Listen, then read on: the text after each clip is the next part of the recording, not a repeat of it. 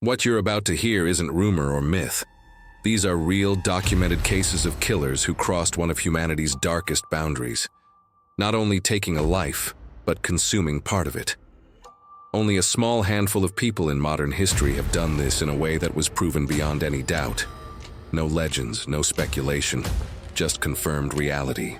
Today, we're exploring 13 cases where cannibalism was verified through forensic evidence, physical proof, or corroborated confession.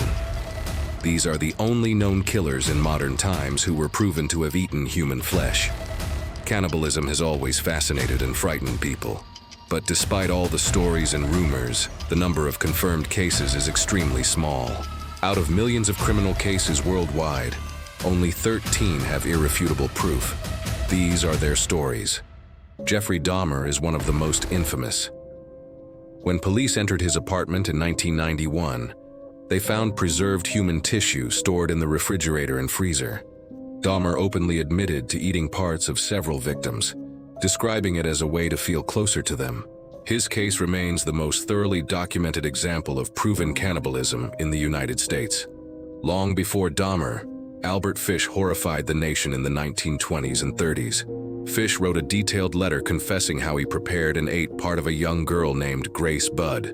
Investigators confirmed parts of his letter through the crime scene and known details.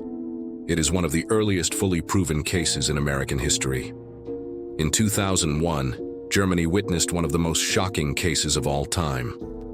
Armin Meiwes met a man online who agreed to be killed and eaten. The entire event was recorded on video, leaving no question about what happened. Meiwes later expressed remorse, but the footage and physical evidence made this one of the most unusual, verified cannibalism cases ever recorded. Issei Sagawa's case is equally disturbing. In 1981 in Paris, he killed a classmate and was caught while trying to dispose of human remains. Police found body parts stored in his fridge, and Sagawa calmly admitted to eating several pieces. Due to a legal loophole, he was later released in Japan, making his case one of the most controversial. Andrei Chikatilo, one of Russia's most notorious killers, murdered more than 50 victims from the late 1970s through the early 90s. During interrogation, he confessed to eating small pieces of some victims. Forensic teams found bite marks that matched his teeth, confirming that cannibalism had occurred during some of the attacks. Another disturbing case from Russia involved Alexander Spesivtsev. When police entered his apartment in the mid-1990s, they discovered human meat boiling on the stove. Spesivtsev and his mother were responsible for multiple murders, and investigators confirmed that flesh from some victims had been cooked and consumed. He was later committed to a psychiatric facility. Germany saw another confirmed case decades earlier. Joachim Kroll had been active since the 1950s, and when police searched his home in 1976, they found human flesh cooking in a pot on his stove. Kroll admitted to occasionally eating parts of his victims, and the evidence on the stove left no doubt. In Kazakhstan, Nikolai Jumagaliev became known as Metal Fang because of his distinctive metal teeth.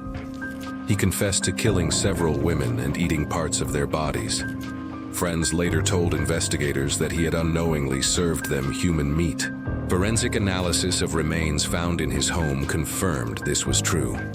Omaima Nelson was arrested in California in 1991 after killing her husband. Police found cooked human remains in the home, and forensic tests revealed that she had ingested human tissue. Although she denied intentionally eating her husband, the evidence proved otherwise. A more recent case surfaced in Slovakia. Matej Kurko had been communicating online with individuals who expressed suicidal desires, and he proposed killing and eating them. When police raided his home, they found remains that had been partially prepared for consumption. DNA confirmed the victims' identities, and Kurko left behind enough evidence to verify cannibalism had taken place. In Pakistan, two brothers, Arif and Farman Ali, became known as the Cannibal Brothers. When police entered their home in 2011, they found partially eaten human remains. Laboratory tests confirmed the tissue was human, and the brothers later admitted to consuming corpses they had dug up from local graves. Mexico saw a proven case in 2007 involving José Luis Calva, Inside his apartment, police found cooking utensils and food items containing human meat, along with packaged human flesh stored in the refrigerator. DNA confirmed these remains belonged to a missing woman connected to Calva. The final case comes from the United Kingdom. In 1998, David Harker told police he had eaten part of his victim's thigh after cooking it. Forensic examinations supported his claim. The remains showed signs of preparation and partial consumption. Although some details of his confession were questionable, enough was verified for investigators to confirm cannibalism occurred. These 13 cases stand out not just for their brutality, but for their rarity. Despite the endless fictional stories, real cannibalism by killers is almost non-existent. Nearly all of the individuals in these cases suffered from severe psychological disturbances or acted under extremely unusual circumstances. Yet the fact remains: each case was proven, documented, and supported by solid evidence. 13 killers. 13 moments in history where investigators confirmed the unthinkable.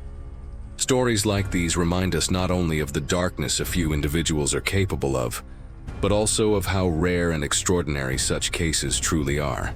If you're interested in more deep-dive true crime stories, make sure to follow along. There are many more cases to explore. Thankfully, none quite like these.